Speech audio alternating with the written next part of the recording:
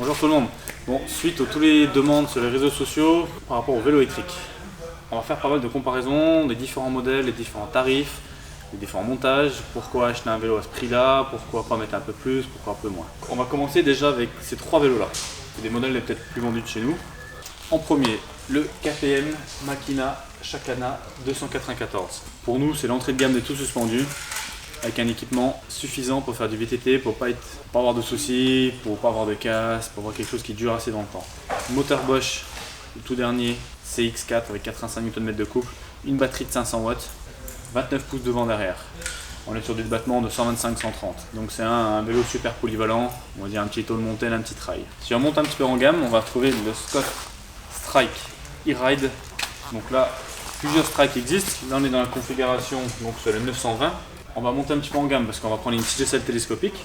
On passe sur une batterie de 625 watts, donc ça vous permet d'avoir quand même beaucoup plus d'autonomie, de plus trop se poser la question est-ce que je vais réussir, est-ce qu'il faut baisser le mode d'assistance.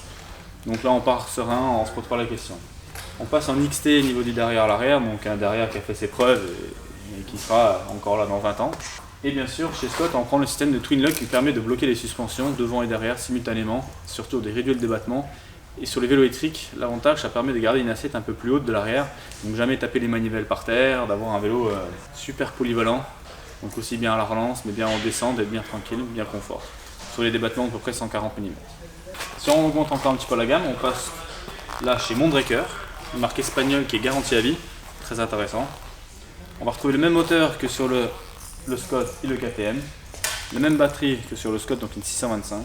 Par contre, c'est tous les périphériques autour qui vont augmenter. Donc ça veut dire qu'on va passer sur des suspensions Kashima en full fox. C'est-à-dire qu'on peut vraiment les régler par rapport à la type de pratique que vous avez, le poids de la personne, typer le vélo en fonction de votre pratique. Et surtout qu'on peut le vélo, on peut l'emmener à la montagne, il y a beaucoup moins d'échauffement des suspensions, on est sur un produit quand même très haut de gamme. Là on est sur du 160 de débattement, donc un peu plus polyvalent que les trois autres. Au niveau des consoles, on retrouve donc la console Kiox, la toute nouvelle de 2021, donc en couleur, beaucoup plus intuitif. Pas mal d'options en plus à retrouver. Donc on retrouve les différences de tarifs par rapport aux différents équipements montés sur les vélos. Donc comme je l'ai dit tout à l'heure, on commence avec le KTM à 3699. Le Scott Strike 920, on est à 4999 €. Et le Mondraker Crafty RR, on le retrouve à 6899 €. Des écarts de prix qui sont expliqués en fonction des différents équipements, différents débattements, différentes finitions de vélo. Mais le point le plus important, c'est qu'on retrouve toujours le moteur Bosch dernière génération. Et après tout ça, si on craque vraiment, on ne pense pas au budget, qu'est-ce qu'on fait? C'est simple, on achète un carbone. Et pour moi, aujourd'hui sur le marché, il n'y a pas forcément mieux qu'un Santa Cruz Bullet Carbon. Là, présenté avec cette magnifique couleur bronze. La différence tout simplement, donc on a un triangle avant et un triangle arrière en carbone. Donc on économise énormément en poids, beaucoup plus léger, le vélo est beaucoup plus maniable. On passe une roue en 29 devant, en 27,5 derrière, donc toujours plus de maniabilité.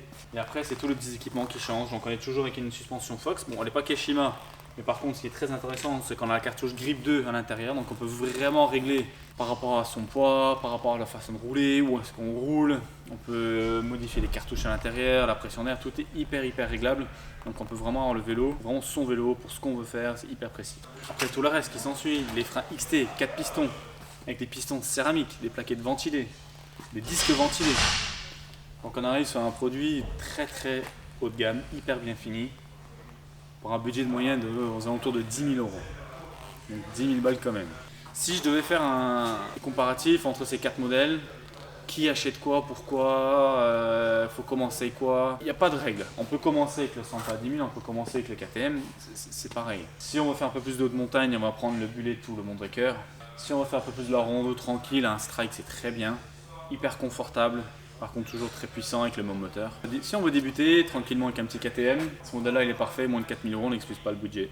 On a quelque chose de hyper bien placé en rapport qualité-prix. Là les modèles que je vais présenter, il y en a que 4, il y en a une gamme immense.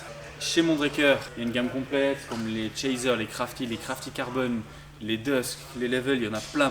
Chez Scott, c'est encore plus grand. Entre les Aspect, les Strike, les Genius, les Ransom, semi-rigides, les tout suspendus, les vélos de ville, enfin, immense. On n'aura pas le temps dans cette vidéo de tout montrer. TM c'est la même chose, on a du petit débattement, du moyen, du gros, les capots, les prowlers, tout. Chez Santaco c'est un peu plus simple. Votre vélo électrique, il n'y a que deux modèles, le Heckler et le Bully. Des montages 27,5, 29, 29, 29, on peut quasiment tout faire, tout modifier chaque vélo, on peut faire un peu à sa sauce. Pas mal de montage à la carte sous ces produits là aussi, assez sympa. L'avantage surtout de ces produits là, c'est qu'on va être autour des 20 kg et c'est ça qui est très intéressant en électrique.